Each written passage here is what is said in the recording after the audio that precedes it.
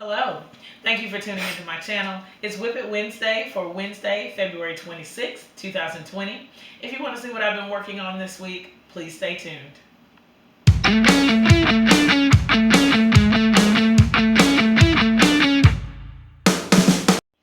This week in the craft room, I really haven't done a lot when it comes to sewing, but my son Cameron reminded me that I've done a lot, that I've been busy with life, and that's fine. So I'll show you what I've been working on, and then I'll talk about the planning stages of this graduation quilt.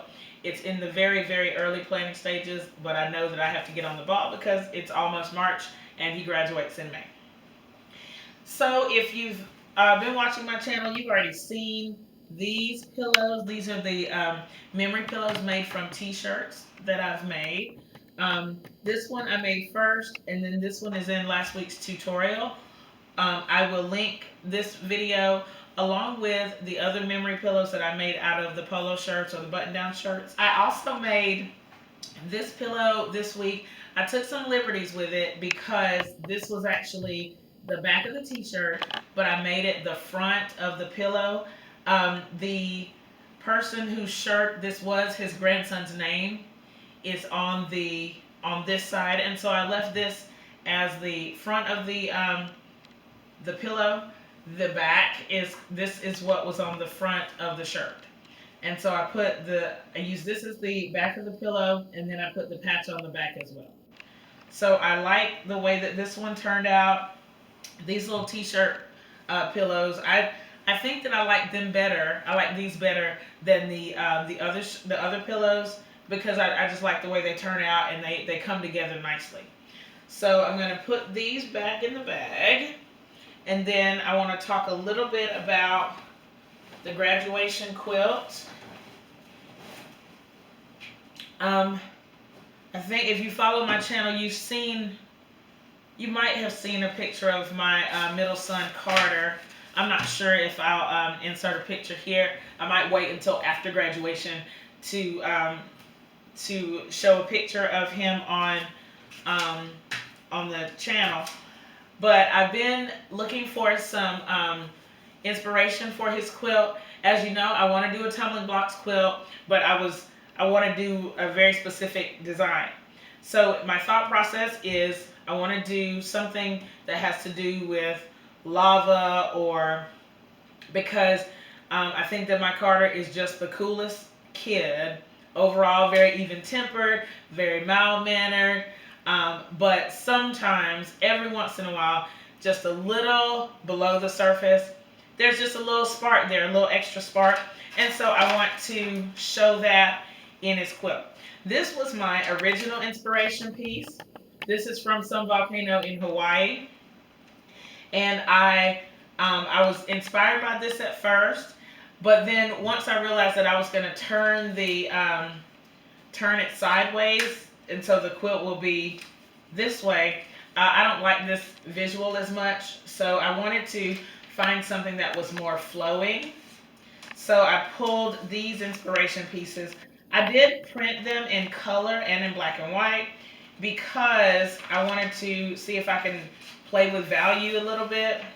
So this is one of the designs, and I like it. I like it because there are lots of different blues in here, and like you can really see the gradation from the light blue to the medium dark blue, and then the darkest blue over here. And then here it is in black and white, and just so you can get a little bit of idea about the value, you can see the value very clearly up here. Okay, so this was one choice. And then here's another choice. I don't even know what really draws me to this one. I just really like it. I think that it's the way that these colors kind of come together.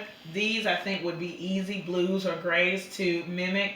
This part might be a little bit more of a challenge, especially with the tumbling blocks. And then when I printed it in black and white, you can really, you get a little bit more play with the value. I'm not sure how I would be able to recreate that in a quilt, but I just love the way that the lava flows. I think it's really cool. The last one, this is the one that Carter said that he liked the best, and I like it the best too. Um, I like that this one is, there's a lot of blue here, light to medium. And then this is very interesting, I think, um, the way that these colors kind of pop out. And then I like that this goes from bright yellow to kind of orange to kind of dark red burgundy in the middle. And then I can play a lot with some different blues. Here's a medium dark blue, and then the darkest blue over here. I can play a lot with that, and so I want the challenge of making this this pattern. And then here it is in black and white. And again, you can see the values here. And so I can tell that some of these, they'll have be like the same value, even though they're a different colorway. And then here you can really tell light, medium, dark. And of course, these two sides will be dark, and then the darkest on that side. Okay, my next plan for this is I want to transfer it to my graph paper. Uh-oh. I want to transfer it to graph paper. You guys have seen this book. So I can kind of get an idea about how these are going to look in a quilt on a grid. With the tumbling blocks, I don't think that it'll be a grid necessarily. I'm just kind of looking at color placement and trying to figure out how much of each color I'm going to need. That's where I stand right now. This really has to be my next big project because I only have a couple months to put it together. And it is for my darling son for a special occasion. So that's where we'll be going over the next week. Let me know in the comments, what are you working on this week? Do you have any graduation things prepared, or that you're about to get prepared? High school, college, life change, weddings, whatever, births, all of those count. If you'll leave those in the comments, that would be awesome. I'd love to hear what special occasions you guys have coming up and what you plan to make for them. If you have any questions about what you've seen in this video, please leave them in the comments below. Thumbs up this video, share it with your friends. Thank you so much for watching, and I'll see you next time. Bye!